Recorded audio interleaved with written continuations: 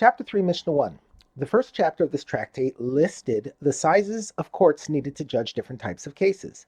Because that chapter mentioned the Kohen Gadol, the second chapter went on to discuss other laws of the Kohen Gadol, as well as another leader of the people, the king.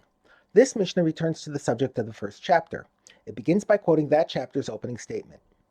Monetary cases are judged by a court of three. How are the three judges chosen?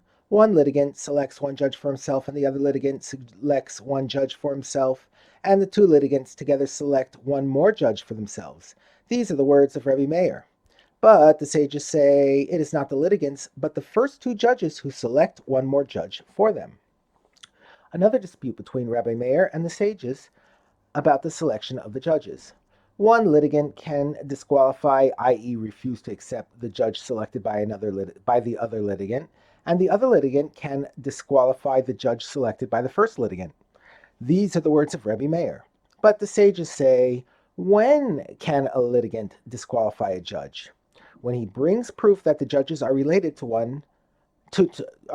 each other or to one of the litigants, or that they are otherwise ineligible to serve on a court.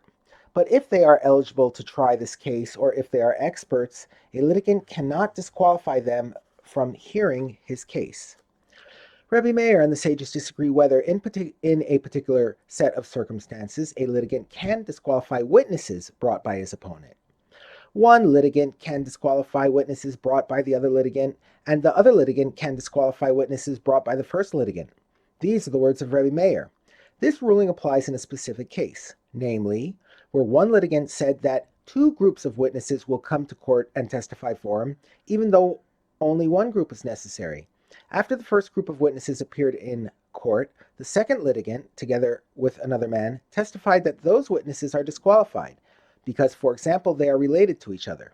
In this situation, even if the second litigant succeeds in disqualifying the first witnesses, he will not win the case, because another group of witnesses are coming to testify against him.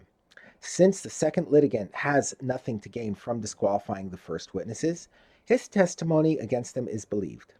The sages disagree, but the sages say, when can one litigant disqualify the witnesses of the other? When he brings proof, besides his own testimony, that they are related to each other or to one of the litigants, or that they are otherwise ineligible to testify. But if they are eligible to testify, he cannot disqualify them through his own testimony, since even in the case presented above, it is possible for him to gain from disqualifying the witnesses. He might be biased against them, and his testimony is therefore rejected.